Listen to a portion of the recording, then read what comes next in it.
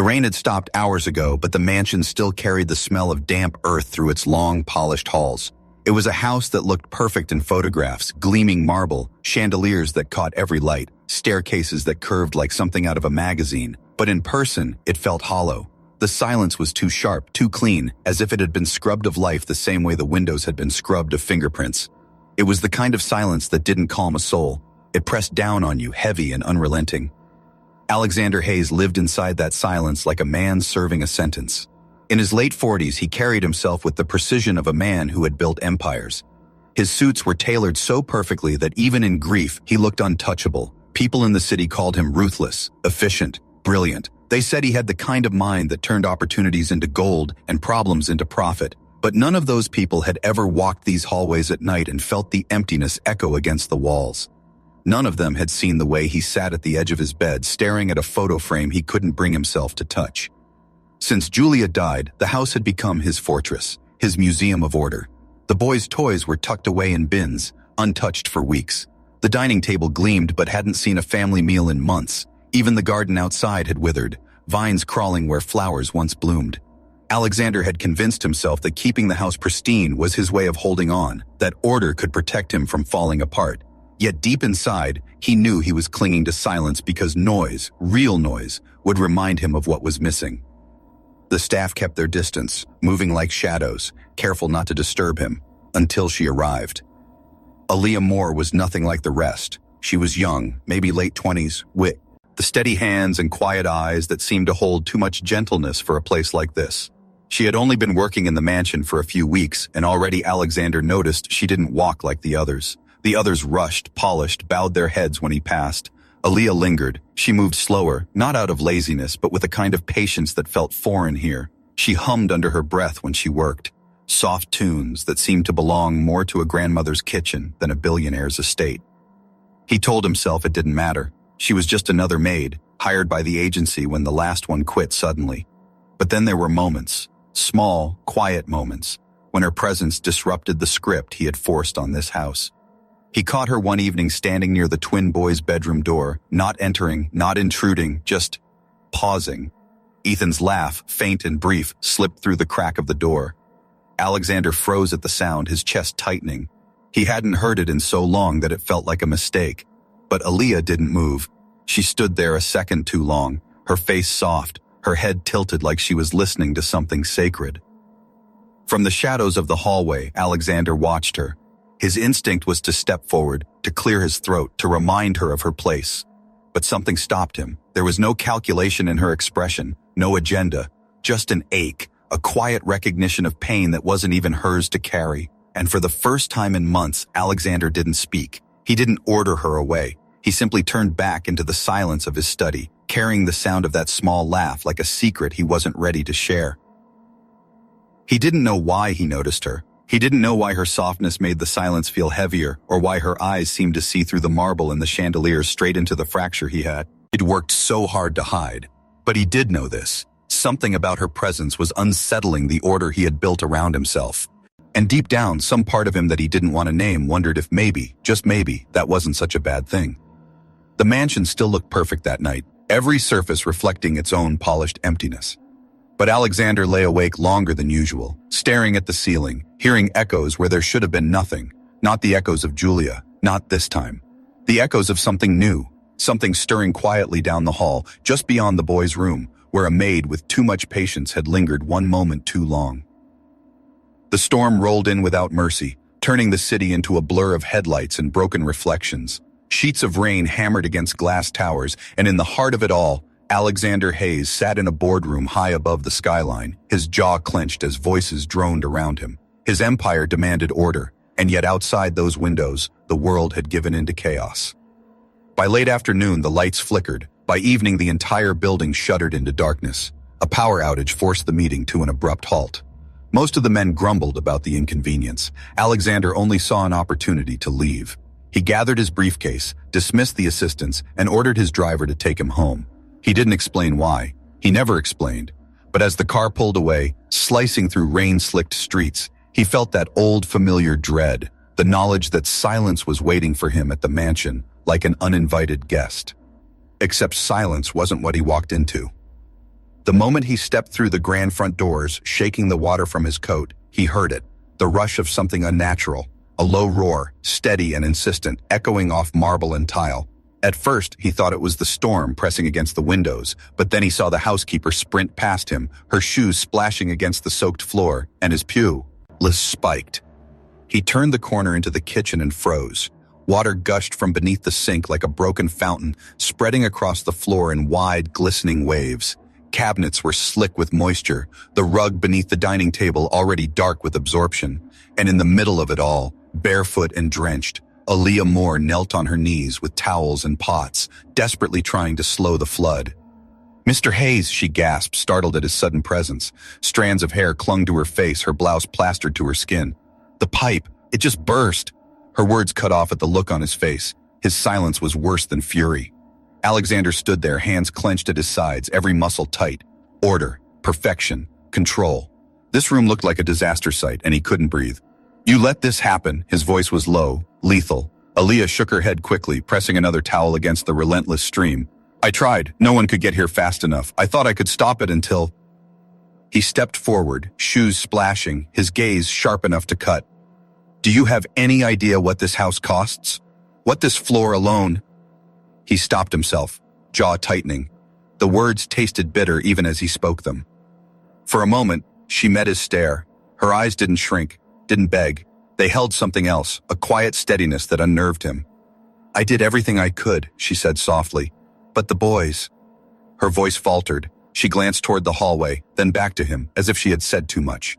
Suspense crackled in the air like the lightning still clawing the sky outside. Alexander's heart kicked hard in his chest, though he didn't know why. The boys, his sons. For months they had moved like shadows, silent as ghosts in his perfect halls.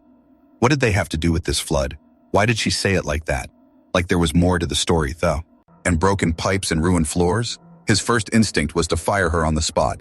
He opened his mouth, the command balanced on his tongue. But then, from the far side of the room, a sound pierced through the water's roar, a sound that didn't belong in this house anymore. Laughter. It was muffled, bubbling, real.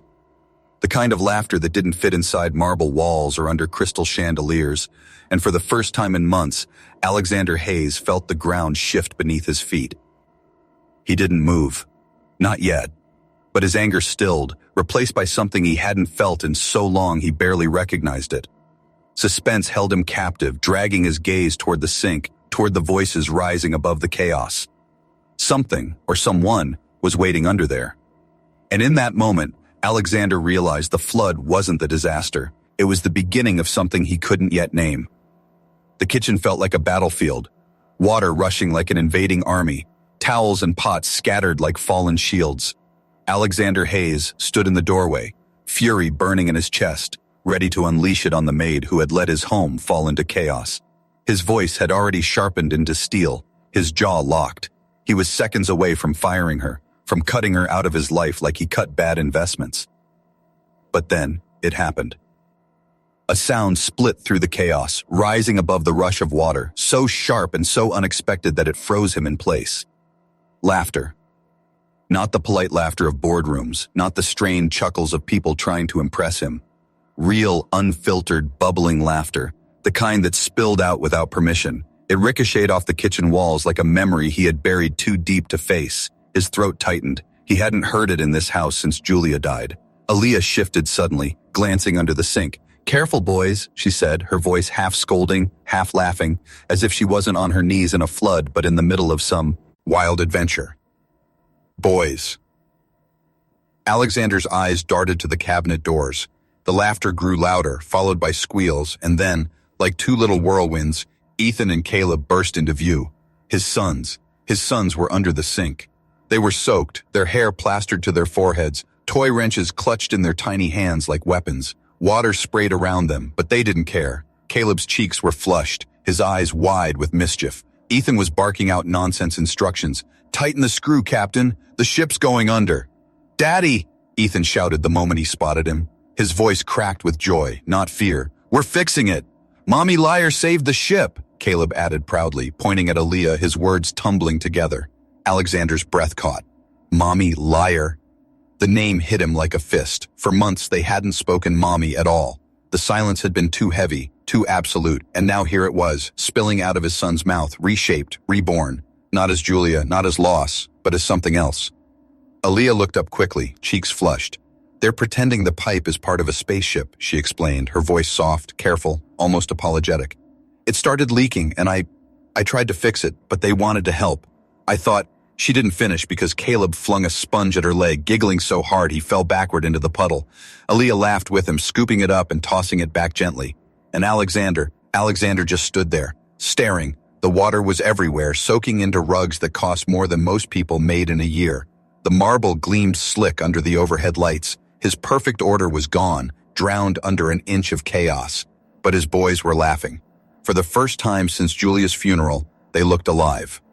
Something inside him cracked. He had told himself their silence was natural, that grief took time, that children processed differently. He had told himself structure was love, therapists, tutors, routines. But none of that had brought this sound back. None of it had given him this moment. Aaliyah's eyes met his again, searching, waiting for his verdict. She was soaked, hair clinging to her forehead, her shirt clinging to her arms, but she wasn't embarrassed. She wasn't begging for forgiveness. She just stood there in the mess, steady, letting the boys shine through her presence. Alexander's anger dissolved into something else. Fear, wonder, grief, all tangled together. He couldn't fire her. Not now. Not after this.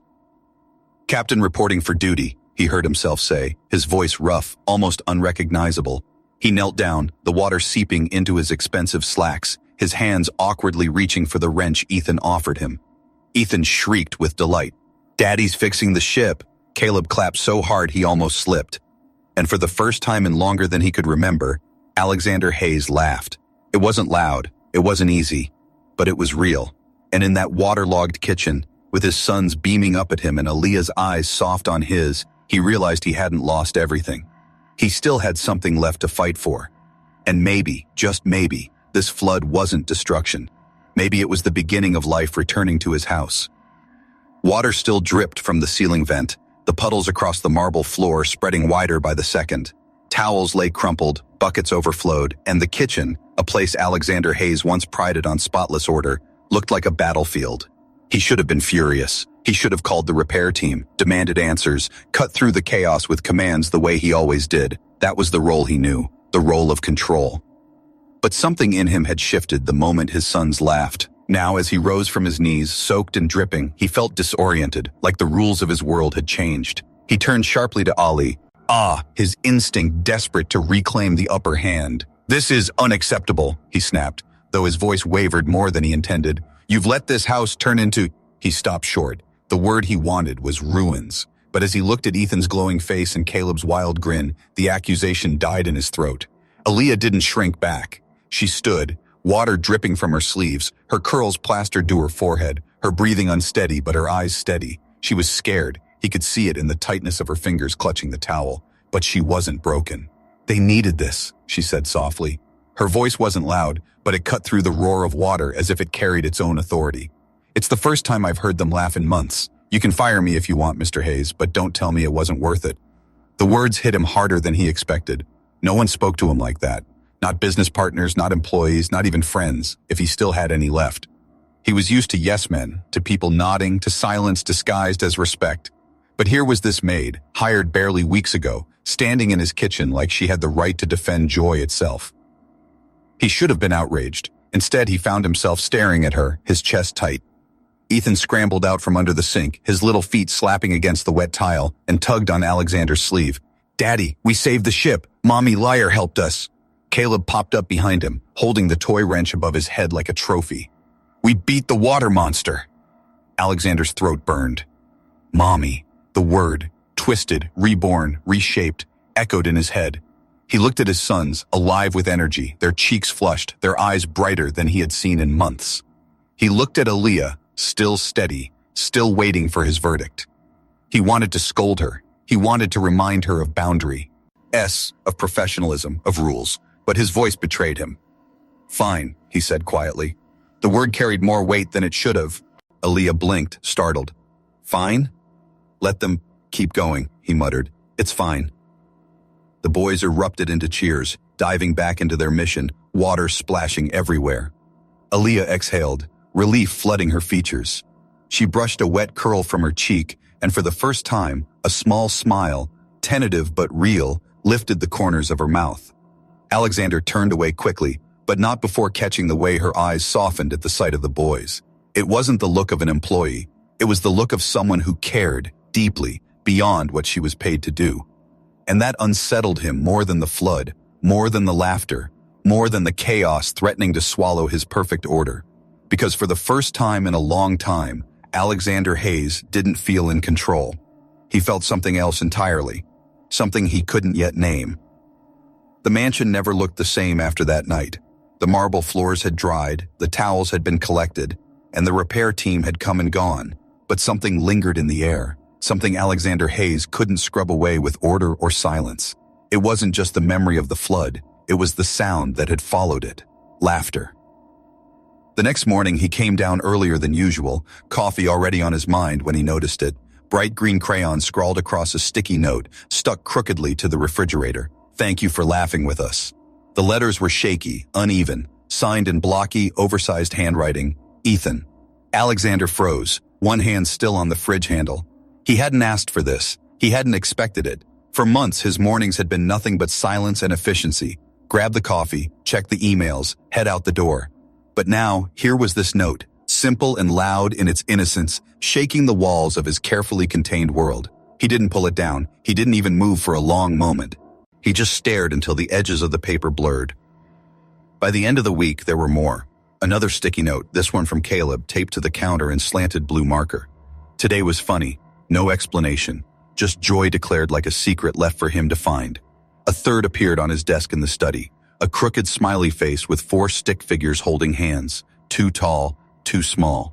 His chest tightened when he saw it. He knew immediately who had drawn it and who they thought belonged in the picture. The house, once echoing with grief, had started to hum again. At first it was faint, like background noise he couldn't quite name, but then he began to notice the difference. The boys' footsteps weren't soft or hesitant anymore. They were fast, loud, racing down hallways without fear. Their voices, once whispers, filled the rooms with questions, arguments about who drew the better dragon, bursts of laughter that came unrestrained. And always, at the center of it, was her. Aaliyah Moore moved through the mansion differently than anyone else had since Julia. She wasn't a shadow, wasn't a whisper. She hummed while she folded laundry, laughed when flour dusted her nose in the kitchen, leaned down to listen when the boys explained the wild rules of their invented games. She wasn't a replacement, she wasn't trying to be, but she carried warmth in her presence, and the boys leaned into it like plants bending toward light. Alexander noticed. Against his will, he noticed. He found himself pausing in doorways, watching without meaning to. He saw the way Ethan rested his head on her shoulder during story time, the way Caleb slipped his hand into hers when they walked through the garden. He saw how her eyes lit up when they laughed, how she never rushed them, never silenced their noise. One evening, Alexander returned from his office earlier than usual. He didn't plan it.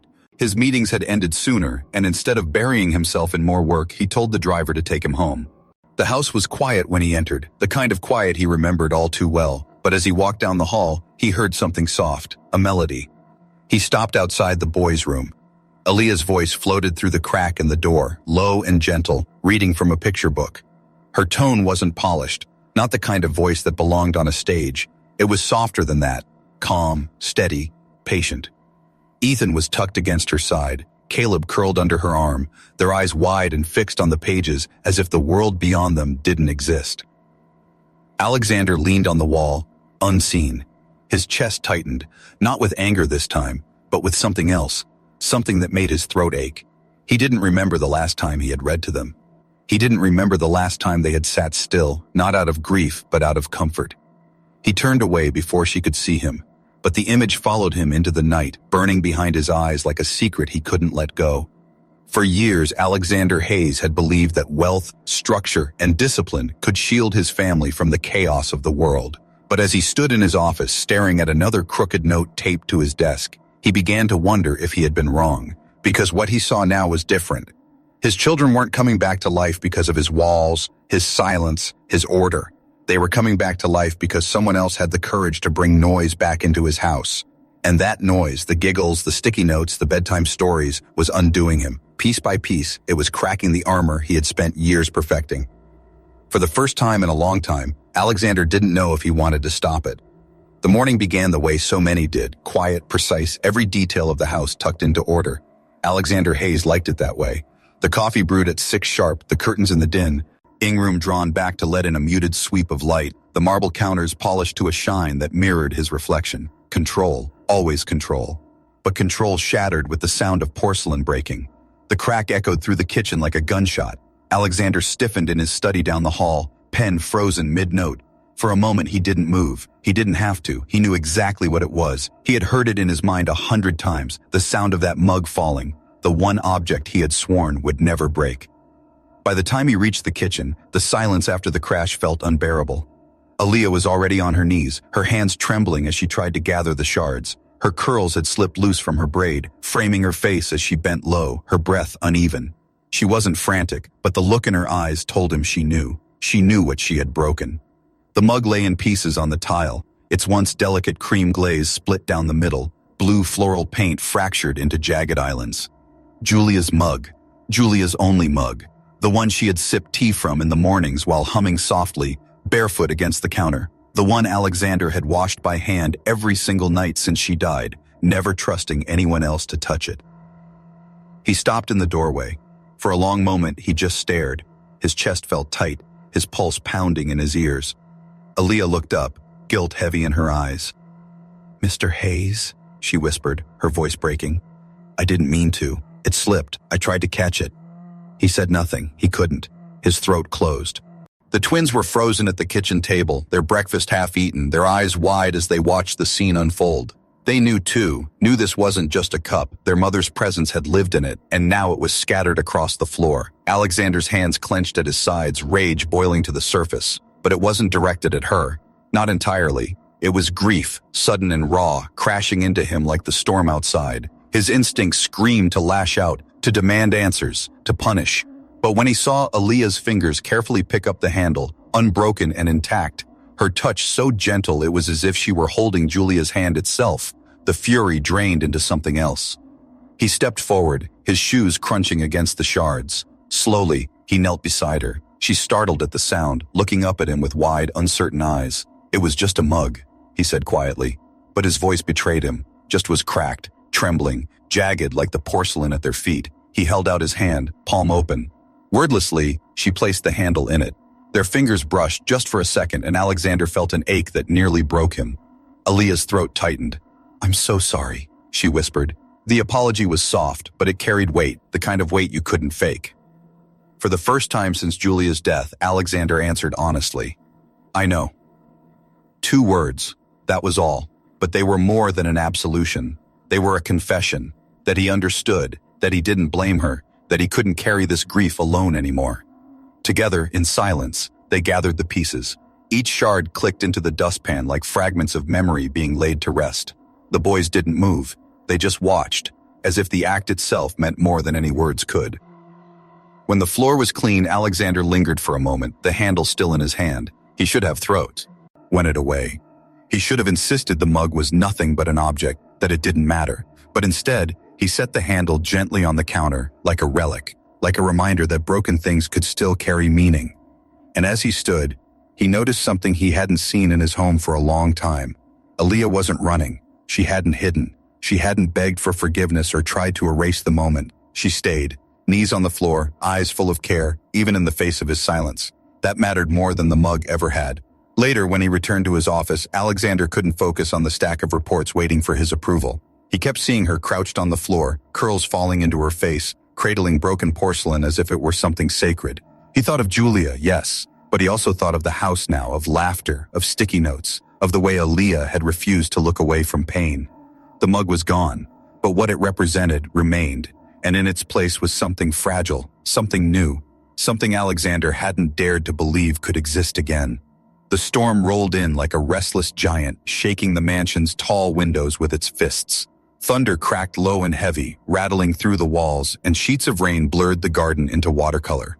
Alexander Hayes sat in his office, staring at numbers on a screen that refused to hold his attention. He had lived in storms before. He'd always faced them the same way, closed the doors, shut out the noise, let the chaos rage outside while order remained inside. But tonight, something tugged at him. A sound that wasn't thunder. It was laughter again. Faint at first, then sharper, brighter, pulling him from his chair like a string tied to his chest. He stepped into the hall, following the echo through the house until he reached the back doors, and there, through the glass, he saw it. Aaliyah was in the yard, barefoot. Rain poured down in thick, relentless sheets, soaking her dress until it clung to her frame, plastering curls to her cheeks. But she wasn't running for shelter. She was spinning, arms stretched wide, face tilted to the sky as if the storm itself had been sent just for her. The twins were right behind her, squealing in delight, stomping through puddles, chasing her in circles like two whirlwinds of joy. Alexander's breath caught. For months, his sons had been shadows, quiet, dulled, broken. And now, here they were, soaked to the bone, cheeks flushed with laughter, alive in a way he had almost forgotten was possible. Caleb screamed, "Faster, mommy liar!" Ethan splashed water with both hands, his grin wide enough to split the night. And Aaliyah laughed with them, full, free, unashamed, her voice carrying through the storm like music. Alexander gripped the doorframe, every instinct telling him to stay where he was, to watch, not join. He looked down at himself, tailored shirt still buttoned, cufflinks gleaming, leather shoes polished. He was built for boardrooms, not this, not chaos, not storms. Then Aaliyah saw him. She didn't flinch, didn't look embarrassed. She simply stopped spinning, rain dripping from her lashes, and lifted her hand toward him. An invitation, her palm open, waiting. For a heartbeat he couldn't move. He thought of Julia, of the life they had lost, of the silence he had chosen. Stepping into that rain felt like betrayal, like letting go. His chest tightened, his legs refused. And then Ethan turned, his eyes bright. "Daddy, come on!"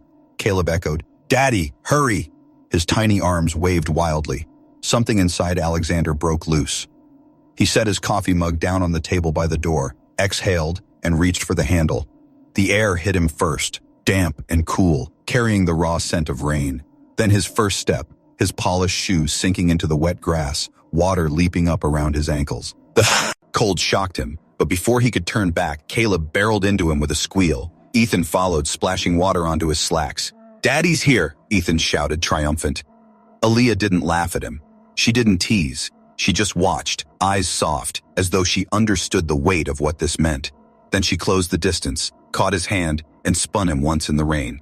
He stumbled. It wasn't graceful. He almost slipped. But then, he laughed. It startled him, that sound. It ripped out of him, rusty and raw, but real. The boys screamed with joy, leaping around him like he was part of their game, their world. And for the first time in years, Alexander didn't feel like an outsider in his own home. He was part of the storm, part of the laughter, part of the life swirling around him. By the time they collapsed under the porch, soaked and breathless, he couldn't tell where the rain ended and their joy began. Towels were thrown over little shoulders, wet hair clung to cheeks, and Aaliyah's voice softened into a story about rain fairies and storm songs, the boys hanging on every word. Alexander sat nearby, water dripping from his cuffs, his chest rising and falling in uneven breaths. His eyes lingered on her, on the way she tended to his children, the way they leaned into her without hesitation, the way her laughter had reached into the darkest parts of this house and lit them up. Julia would have loved this, he thought suddenly. And for the first time, the memory didn't pierce like a blade. It warmed. He caught Aaliyah's eyes once more, and this time, he didn't look away. The storm outside raged on, but inside, Alexander Hayes felt something he hadn't felt in a long time. Hope. The house had gone still, the kind of silence that came only after a storm. The windows still trembled faintly under the wind, but inside, everything was calm. The boys had fallen asleep easily that night, their bodies worn out from dancing in the rain. Alexander Hayes lingered in his office longer than he meant to, the memory of their laughter replaying in his head like an old song he didn't want to stop. For once, silence didn't feel suffocating. It felt full, as though the echoes of the day still lived in the walls. Then the scream cut through the quiet. It was sharp, panicked, the kind of cry that made the heart lurch before the mind caught up. Alexander was on his feet in an instant, the chair scraping against the floor. He rushed into the hallway, his chest tightening as he followed the sound. Caleb. It was Caleb. By the time he reached the doorway, Aaliyah was already there. She had burst in barefoot, her robe thrown hastily over her pajamas, her curls spilling free. Caleb was tangled in his sheets, thrashing, sobbing, gasping for air as if he were drowning in his own dream. "Shh, baby, shh," Aaliyah whispered, pulling him into her arms. She rocked him gently, brushing the damp hair from his forehead. Her voice carried a soft melody. humming something low and steady, a tune so ancient it seemed born of instinct. Alexander froze at the threshold, his heart hammering. He hadn't moved like this in years, hadn't known what to do with their nightmares since Julia. He stood there helpless, watching the small boy's chest rise and fall in jagged gasps, his little fists gripping Aaliyah's shirt as though she were the only safe thing in the world. What happened? Alexander's voice was rougher than he intended. Nightmare, Aaliyah said softly, not turning away from the child in her arms. He's okay now. Caleb whimpered, his tiny fingers clinging tighter. Through tears, his voice cracked with a plea. Daddy. That one word shattered Alexander. He stepped inside slowly, unsure, his hands stiff at his sides. He had no map for this moment. He hadn't held his sons through their terrors, hadn't sung them back from darkness. He had left those things to silence, to therapists, to anyone but himself. But now Caleb's small hand reached toward him, trembling, desperate. Aaliyah shifted, her voice gentle, guiding. You don't have to do this alone. Her words weren't a command, they were permission. Alexander sat down on the edge of the bed, his chest tight. Caleb's hand latched onto his sleeve, pulling him closer. For a second, Alexander froze. Then, with an awkward, clumsy motion, he wrapped an arm around his son. The boy burrowed into him instantly, his sobs quieting, his breathing slowing as though he had been waiting for this all along. From the other bed, Ethan stirred, rubbing his eyes. What's wrong? He mumbled sleepily. Just a dream, Aaliyah soothed. Go back to sleep, sweetheart. But Ethan sat up anyway, blinking at his father in surprise. Daddy, he whispered, almost in awe. Will you read to us? The request hung heavy in the air. Alexander glanced at the nightstand, at the battered picture book resting there. His throat tightened. He looked at Aaliyah, silently asking if he was enough for this. She gave a single nod. He picked up the book with unsteady hands. His voice cracked on the first line, the words halting, jagged. But the boys didn't care. Caleb curled closer under his arm. Ethan slid across his bed until he could lay a hand on his father's, grounding him. By the second page, his voice grew steadier. By the third, the rhythm came back, rusty but familiar. He read each line slowly, his breath syncing with theirs, until their eyelids drooped and their bodies relaxed. Caleb's fingers loosened against his sleeve. Ethan's hand slipped down to the blanket. Their chests rose and fell in soft, even rhythm. Alexander closed the book quietly, his heart pounding. He stayed seated between their beds, his hands resting gently on each mattress. His eyes stung, but he didn't move. Aaliyah lingered in the doorway, one hand pressed to her chest, her face softened by something tender and painful all at once. She didn't speak. She knew this was his moment. Alexander leaned down and kissed Ethan's forehead, then Caleb's. It was awkward, almost foreign, but it was real. I'm here, he whispered, his voice low, trembling but firm. I promise. The boys didn't reply. They didn't need to. Their stillness, the peace that settled over their faces, was answer enough. And in that fragile moment, Alexander Hayes realized he had stepped back into the role he thought grief had stolen forever. Not billionaire, not widower, not the man who hid behind silence. Father. The morning sun filtered through thin clouds, casting a pale light over the back of the mansion. The garden lay in ruins, a ghost of what it once had been. Vines choked the trellises, weeds clawed through the cracks in stone, and broken pots leaned against the forgotten fountain. Julia's garden, her pride, her sanctuary, was now a graveyard of what had once been beautiful. For months, Alexander avoided even looking at it. Each glimpse felt like salt rubbed into a wound. Better to keep the curtains closed, to let the weeds do their work in silence. But not everyone turned away. Aaliyah stumbled upon the garden while chasing after a ball the twins had kicked too far. Ethan stopped short at the gate, peering through the rusted iron. What's this place, Ridalvioa? He asked, his voice carrying a curious tremble. Caleb crouched down near a cracked stone border, his tiny fingers brushing over the soil. It looks like a secret, he whispered. Aaliyah didn't answer right away. Her eyes moved across the overgrowth, and for a moment she could almost hear the laughter of a woman she had never met, the sound of hands pressing soil into bloom. Something about the stillness tugged at her. She knelt beside Caleb, touched the crumbling edge of a flower bed, and whispered, not a secret, just waiting. The next morning, she returned with gloves, soil, and sunflower seeds. The boys were already at her heels, each clutching a small plastic shovel. Caleb grinned, showing off a worm he had uncovered.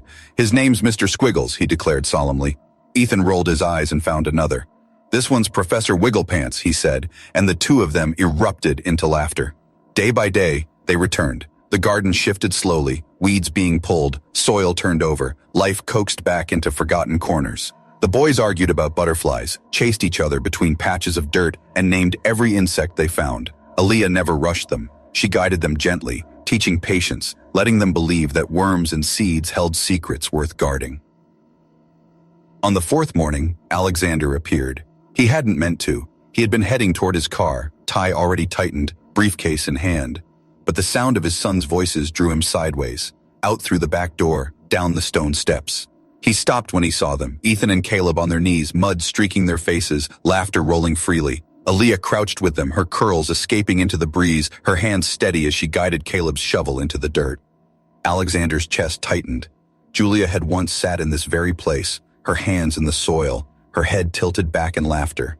Now here was Aaliyah, different, yet carrying the same patience, the same warmth, the same insistence on life where others saw only ruin. Caleb noticed him first. "Daddy," he shouted, waving a muddy hand. "You're gonna get your shoes dirty." Alexander hesitated, his pole-ish shoes sinking slightly into the damp ground. But then he saw the small rosebush in his hand. He had picked it up without thinking on his way out, stopping at a nursery weeks ago without knowing why. His breath caught. Maybe he had been waiting for this moment. Slowly, without a word, he crossed the garden and knelt in the far corner, tie slipping loose, cufflinks smudged with dirt. The boys watched him silently, their eyes wide, sensing something sacred was happening.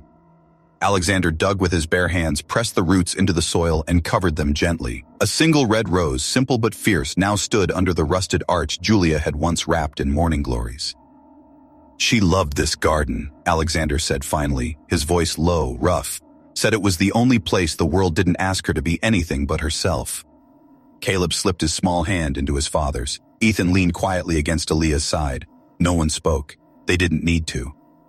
That evening, Aaliyah lingered in the kitchen sipping tea. Alexander entered briefly, searching through a drawer neither of them had opened before. He didn't explain, and she didn't ask. The next morning, she found it on the refrigerator, an old photograph held up by a ladybug magnet.